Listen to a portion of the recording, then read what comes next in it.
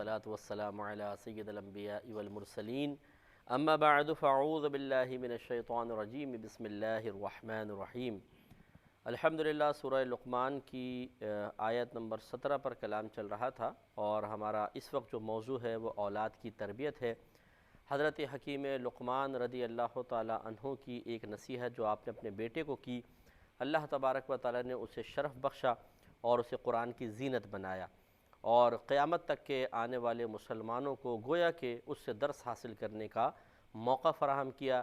لہٰذا ہم نے پہلے بھی بارہا آپ کی توجہ اس طرف دلائی کہ اللہ تعالیٰ کا کوئی ثانی نہیں، کوئی اللہ تعالیٰ کے ساتھ شریک نہیں، کوئی اس کا مقابل نہیں۔ تو پھر اللہ تعالیٰ جس چیز کا انتخاب فرما لے، یقینی سی بات ہے کہ اس انتخاب کا بھی کوئی ثانی نہیں ہو سکتا۔ تو جس نصیحت کو اللہ تعالیٰ منتخب فرما لے اور پھر اپنی عظیم کتاب کی زینت بنا کر اس نصیحت کو قیامت تک زندہ کر دے، سوچئے کہ کیا وہ نصیحت معمولی ہو سکتی ہے؟ کیا وہ نصیحت قابل اعتراض ہو سکتی ہے؟ کیا وہ نصیحت اس قابل ہے کہ اس کی طرف توجہ نہ کی جائے؟ کیا وہ نصیحت اس قابل ہے کہ اسے نظر انداز کر دیا جائے؟ یقینی سی بات ہے کہ نہیں۔ ماشاءاللہ آپ سب ذی شعور ہیں، سمجھدار ہیں جو ہمیں سن رہے ہیں۔ یقیناً جب ہمارے رب نے ایک نصیحت کا انتخاب کیا اور اسے قرآن کے اندر قرآن میں درج کروا دیا، تو بس سمجھ لیجئے کہ وہ سب بہت ہی عظیم ترین نصیحت ہے، اور اس سے ہمیں سبق حاصل کرنا چاہیے۔ وہ نصیحت گویا کہ اب لقمان رضی اللہ تعالیٰ عنہ کے بیٹے کو کی گئی نصیحت ہی نہیں ہے، بلکہ یہ تو قیامت تک آنے والے مسلمانوں کے لیے ایک نصیحت ہے۔ تو اب یہاں تک پہنچے تھے کہ وَاصْبِرْ عَلَىٰ مَا أَصَابَكَ۔ حکیم لقمان رضی اللہ تعالیٰ عنہ اپنے بیٹے کو فرماتے ہیں کہ بیٹا جو مصیبتیں تجھ تک پہنچے ان پہ صبر کر۔ اب یہ عام ہے کہ ایک مخلوق کی طرف سے پہنچے یا خالق کی طرف سے پہنچے، تو بعض آزمائشیں اللہ تعالیٰ کی طرف سے آتی ہیں، جیسے اولاد کا نہ ہونا، رشتوں کا نہ ہونا، ایکسیڈنٹ ہو جاتا ہے، بیماریاں لگ جاتی ہیں، ہمارے اللہ تبارک و تعالیٰ کی طرف سے ہوتی ہیں۔ اللہ تعالیٰ ہم سب کو ایسی آفات سے، ایسی بلیات سے محفوظ فرمائے۔ لیکن بہرحال جب رب کریم کسی چیز کے بارے میں فیصلہ کر لے، کوئی اس کو روکنے والا نہیں ہے۔ تو جب اس قسم کی کوئی چیز آئی یا مخلوق کی طرف سے کسی کا اخلاق خراب ہے، جیسے بہت ساری بیچاری بہنیں ہوتی ہیں، وہ اپنے درد اپنے غم ہمیں بیان کرتی ہیں میل کے تھرو، مسائل معلوم کرنے کے لیے کہ شوہر ایسے ایسے ظلم کر رہے ہوتے ہیں بسا اوقات کہ بہت ہی افسوس ہوتا ہے اور دکھ ہوتا ہے۔ 10 سال 15 سال سے وہ اذیتیں سہ رہی ہیں، اور اتنا نامناسب رویہ ہوتا ہے۔ یعنی اس پڑھے لکھے دور میں اس قسم کے جاہل لوگ بھی موجود ہیں، سن کر بڑا حیرت ہوتی ہے۔ اور وہ جو جو اس طرح کی جہالت کے مظاہرے کر رہے ہوتے ہیں، ایسا نہیں ہے کہ دنیاوی تعلیم سے وہ بالکل بے بہرا ہے، بہترین دنیاوی تعلیم ہوتی ہے، اس کے باوجود جس کو ہم معذرت کے ساتھ کہتے ہیں پڑھا لکھا جاہل، یعنی اخلاق کے اعتبار سے، کردار، عادات و اطوار کے اعتبار سے جہالت ٹپکتی ہے ہر چیز سے، ویسے جی بڑی بڑی ڈگریاں لی ہوئی ہیں۔ اور اسی طریقے سے خواتین بھی کم نہیں ہیں، بہت سارے بیچارے مظلوم شوہر ہمیں اپنی داستان غم بیان کرتے ہیں کہ جی بیوی نے ایسا کر دیا ویسا کر دیا، ہر طرح کی نعمتیں دے رہے ہیں، وہ اپنے ہی ایک دماغ لے کے چل رہی ہے اور ثبوت فراہم کر رہی ہیں کہ واقعی ہمیں ٹیڑھی پسلی سے پیدا کیا گیا ہے، تو ہم سیدھے تو ہو نہیں سکتے، ٹیڑھے ہی رہیں گے۔ تو اس قسم کی خواتین بھی ہوتی ہیں جو شوہر کی قدر نہیں کرتی۔ اللہ نے ان کو بیٹے دیے ہوئے ہیں، خوبصورت بچے دیے ہوئے ہیں، لیکن نہ شوہر کی قدر ہے، نہ ملنے والی نعمتوں کی قدر ہے، نہ اولاد کی قدر ہے۔ انہوں نے گناہ کرنے ہی کرنا ہے، انہوں نے غلط قسم کے تعلقات قائم کرنے، اور شوہر کے ساتھ لڑنا ہے، نامناسب رویہ اختیار کرنا ہے۔ پھر ایسی عورتوں کا انجام میرے تو اتنا کثیر مشاہدہ، آپ نے بھی دیکھا ہوگا، لیکن چونکہ میں زیادہ عوام میں رہتا ہوں، زیادہ نتائج ہمارے سامنے آتے رہتے ہیں کہ ایسی عورتوں کا انجام انتہائی دردناک ہوتا ہے کہ جب کوئی عورت اللہ تبارک و تعالیٰ کی دی ہوئی نعمت کی قدر نہ کرے اور اسے اپنا ذاتی کمال سمجھنا شروع کر دے کہ میرے اندر کمال ہے تبھی تو مجھے مل رہی ہیں، تو پھر اللہ تعالیٰ اس کو اتنی حقارت میں مبتلا کر دیتا ہے کہ پھر اب کرو اپنا کمال استعمال کرو ذرا، پھر ان کو ٹھوکریں لگتی ہیں زندگی بھر، اور یہ بعض تو موت کی تمنائیں کرتی ہیں لیکن موت نہیں آتی۔ تو کوئی بہن برا نہ مانے، مرد حضرات بھی بعض بہت ہی برے ہوتے ہیں، بعض خواتین بھی کم نہیں ہوتی ہیں، اور بعض بہت ہی اچھے ہوتے ہیں، دونوں طرف سے بہت اچھے ہوتے ہیں۔ اللہ تعالیٰ ایسے لوگوں کو مزید ہمت عطا فرمائے، ان کو استقامت عطا فرمائے۔ بہرحال جو بہنیں قدر نہیں کر رہی انہیں قدر کی توفیق عطا فرمائے۔ جو شوہر حضرات ظلم و ستم کر کے اور وہ کسی کی زندگی کو عذاب بنا رہے ہیں اور اپنے لیے خود عذاب قبر اور جہنم کا عذاب اور میدان معاشر کی ذلت و رسوائی کو جمع کر رہے ہیں، وہ تھوڑا سا مطلب سوچیں سمجھیں تو بہت بہتر ہے۔ تو بہرحال اس قسم کی جب کوئی آزمائشیں ہماری طرف متوجہ ہوں تو صبر، اپنے آپ کو روکنا، اپنی طبیعت پہ کنٹرول کرنا، دل میں شکوہ بیدار نہ ہو، زبان میں شکوہ نہ آئے، اگر شیطان ڈالنے بھی لگے تو لا حول ولا قوت پڑھ کے اس کو جھٹکیں، کیونکہ دیکھیں بے صبری سے، اپنے غم کو بیان کرنے سے، سنانے سے، شکوے کرنے سے، معاذ اللہ اللہ تعالیٰ کی بارگاہ میں علم بغاوت اٹھا لینے سے کبھی بھی مسائل حل نہیں ہوئے ہیں، مسئلے اور بگڑتے ہیں، پریشانیاں اور آتی ہیں، ٹینشنز بڑھ جاتے ہیں۔ اس لیے صبر کے پہاڑ بن کر، اور اس کا بہترین طریقہ یہ ہے صبر حاصل کرنے کا کہ ہم آپ سے گزارش کریں گے کہ ذرا قرآن اور حدیث پڑھیں، ان میں بھی وہ آیات اور وہ احادیث خاص طور پہ جن میں اخروی انعامات کا تذکرہ ہے، بہت کثرت سے پڑھیں، بار بار پڑھیں، بار بار پڑھیں، بار بار پڑھیں، اتنی دفعہ پڑھیں کہ اب کتاب اٹھانے کی ضرورت نہ رہے، آپ کی میموری کے اندر سب کچھ فیڈ ہو چکا ہو۔ جو کوئی پوچھے بھائی جنت کی نعمتیں کیا کیا ہیں، جانور کیسے ہوں گے، آپ برملہ بیان کریں، محل کیسے ہوں گے، ایسے، دسترخوان کیسے ہوں گے، ایسے، حوریں کیسی ہوں گی، ایسے، درخت کیسے ہوں گے، ایسے، نہریں کتنی ہوں گی، یہ سب آپ کو زبانی یہاں ہونا چاہیے۔ اس کا فائدہ یہ ہوگا کہ جب کبھی ایسی کوئی مصیبت آتی ہے، پریشانی آتی ہے، انسان آنکھیں بند کر کے سوچے کہ یہ مصیبت اور پریشانی نہیں ہے، بلکہ وہ انعامات جو میں نے پڑھے تھے، جو میرے دماغ کے اندر موجود ہیں، یہ ان کا ایک چیک ہے، اس چیک کو وہاں پہ کیش کوائیں گے اور انشاءاللہ انعامات ملیں گے۔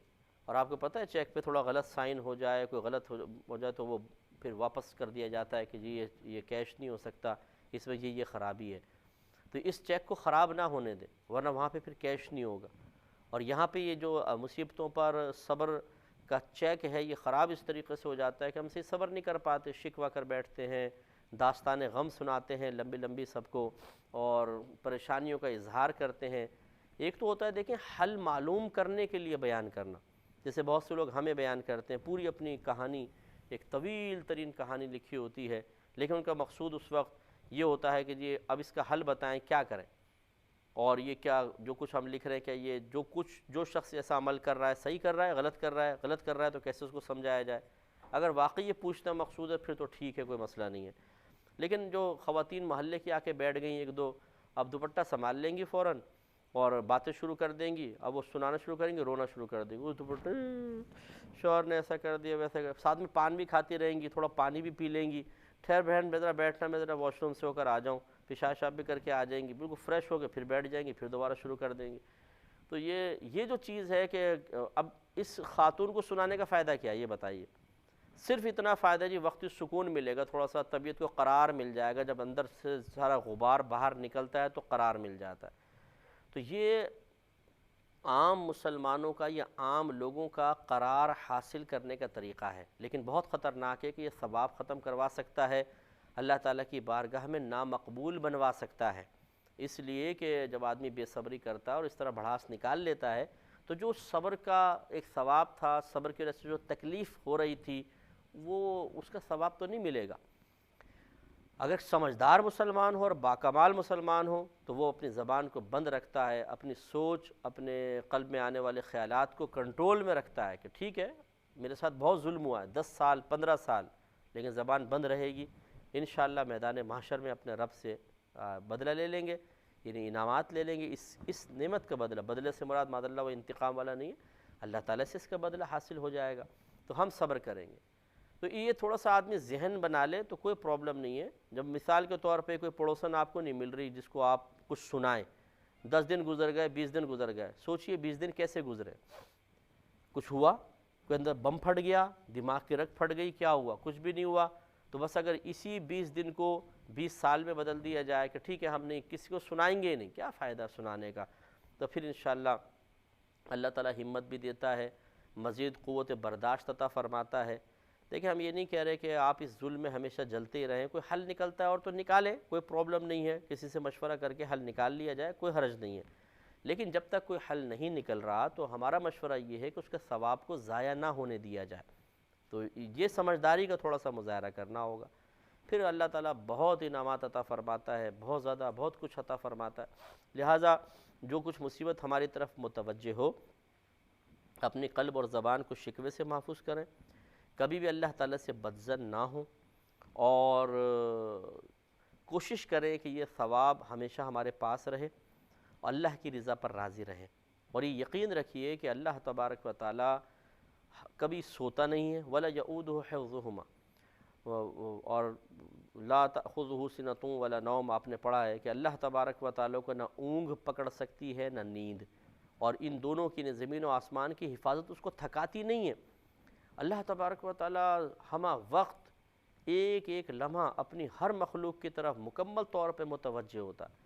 یہ ہمارا نقص ہے کہ ہم اگر ادھر دیکھ رہے ہوتے ہیں ادھر سے غافل، ادھر دیکھ رہے ہوتے ہیں ادھر سے غافل، لیکن اللہ تبارک و تعالیٰ ایک وقت میں اربوں خربوں چیوٹیوں میں سے ہر چیوٹی پہ متوجہ ہے، اربوں انسانوں میں سے ہر انسان کو، کروڑوں جنات میں سے ہر جن کے اوپر، ہزاروں لاکھوں اربوں خربوں فرشتے ہر فرشتے کی طرف ایک ہی وقت میں ہر طرف متوجہ۔ یہ اس کا کمال ہے جو ہمارے ذہن میں نہیں آ سکتا۔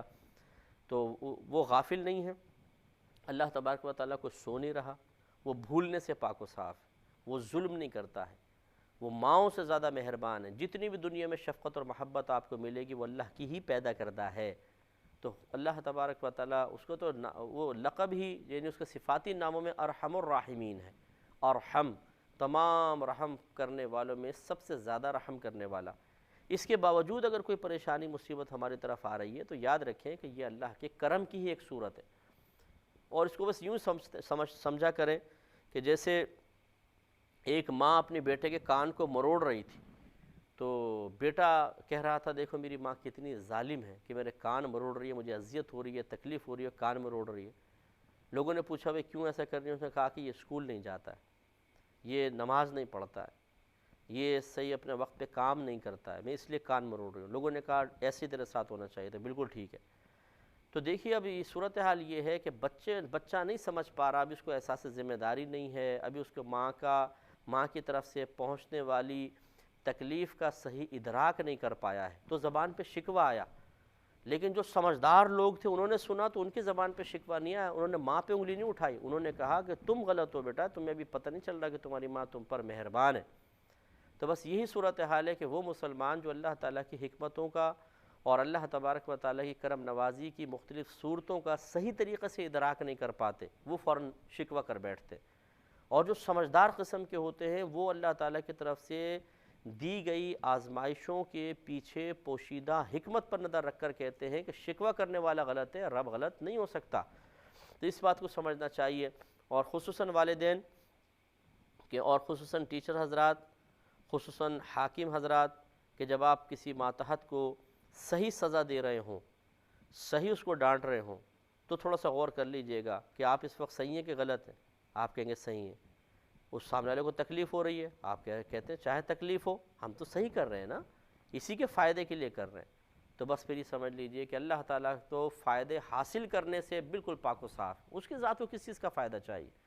تو وہ بھی اگر ہمارے ساتھ کچھ کر رہا ہے تو یقینی سی بات ہے کہ اللہ تعالیٰ کو کوئی اس میں فائدہ ہی نہیں ہے، وہ فائدے نقصان سے بالکل پاک و صاف، ہمارا ہی کوئی فائدہ ہوگا جو ہمیں سمجھ میں نہیں آ رہا۔ اس بات کو سمجھنے کی ضرورت ہے۔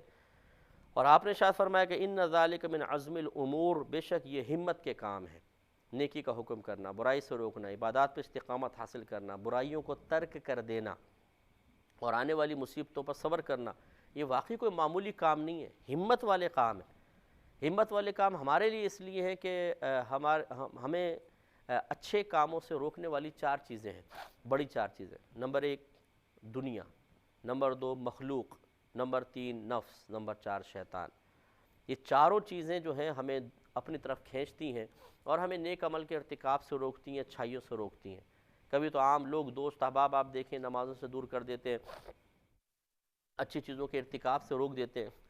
اسی طریقے سے دنیا ہے، یہ رنگینیاں، دنیا کہتے ہیں ہر اس چیز کو جو ہمارے دل کو غفلت میں مبتلا کر دے۔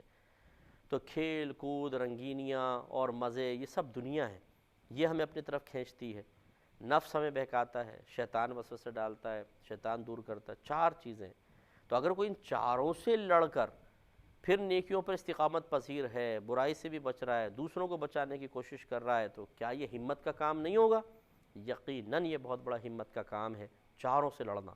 ہر دشمن اپنے مقام پہ انتہائی خطرناک اور انتہائی مہلک ہے، لیکن اس کے باوجود ان سے مقابلہ کرنا وہ ہمت کا کام ہے. اس لیے فرمایا گیا کہ ان ذالک من عزم الامور. آگے ارشاد فرمایا کہ ولا تصعر خدک للناس، اور کسی سے بات کرتے ہوئے اپنا رخسار، خدن کہتے ہیں رخسار کو، اپنا رخسار ٹیڑھا نہ کرو. ولا تمشی فی الارض مرحا، اور زمین میں اتراتا ہوا تکبرانہ چال کے ساتھ نہ چلو. ان اللہ لا یحب کل مختال فخور، بے شک اللہ تبارک و تعالیٰ کسی اترانے والے کو، فخر کرنے والے کو پسند نہیں فرماتا. تو اب دیکھیں باطنی امراض کی طرف اشارہ کر رہے ہیں حضرت، اور ان باطنی امراض کی وجہ سے جو ظاہری علامات کسی پر ظاہر ہو سکتی ہیں، ان علامات کے ترک کی دعوت دے رہے ہیں. تو فرمایا کہ بیٹا کسی سے بات کرتے ہوئے اپنا رخسار ٹیڑھا نہ کرنا، کیونکہ یہ تکبر کی علامت. جیسے مثال کے طور پہ بعض اوقات ہم کسی کو دیکھتے ہیں تو دیکھتے ہی دل میں نفرت سی پیدا ہوتی ہے. اب یہ نفرت کیوں پیدا ہو رہی ہے بتائیے؟ تو بعض اوقات تو کسی نے ہمارا نقصان کیا ہوتا ہے، اس وجہ سے پیدا ہوتی ہے، چلے سمجھ میں آیا، اس نے نقصان کیا تھا نا آپ کا، اس وجہ سے ایسا ہوا. کسی نے آپ کو برا بھلا کہا تھا، مارا پیٹا تھا، نفرت پیدا ہوئی، چلو ٹھیک ہے سمجھ میں آ رہا جی مارا پیٹا تھا، برا بھلا کہا تھا. لیکن بعض اوقات ہم کسی کو دیکھتے ہیں ایک دم دل تنگ سا ہونے لگ جاتا ہے. کیوں؟ اس کی غربت کی وجہ سے. کپڑے معمولی ہیں، پیسہ نہیں ہوتا جیب میں. ہم جیسے اپنے دوستوں کو چائے پلا دیتے ہیں اور بہت ساری چیزیں کھلا پلا دیتے ہیں، یہ بیچارہ ہمارے ساتھ ایسا نہیں کر سکتا. تو بغیر کسی وجہ کے، اس کو کوئی قصور نہیں ہے، اس نے کوئی بیچارے نے آپ کا بگاڑا نہیں ہے، لیکن اس کو دیکھتے ہی یار یہ کہاں سے آ گیا، ایک دم دل میں جو یہ ملال سے پیدا ہوا ہے، نفرت سی پیدا ہوئی ہے، یہ اصل میں نفرت ملال نہیں ہے، یہ تکبر ہے، غرور ہے، بڑا پن ہے. اس لیے آپ دیکھیں جس نے جو ذرا حسن و جمال والا ہو وہ کم خوبصورت والوں کے ساتھ ایسی کرے گا، جس کے پاس دولت ہے وہ غریب کے ساتھ، جو ذہین و فطین ہے وہ کن ذہن کے ساتھ، جس نے اچھا لباس پہنا ہوا ہے وہ ذرا خراب قسم کے لباس والے کے ساتھ ایسے ہی کرتا ہے. اس پر انشاءاللہ ہم کلام کریں گے اور تفصیلی کلام کریں گے، لیکن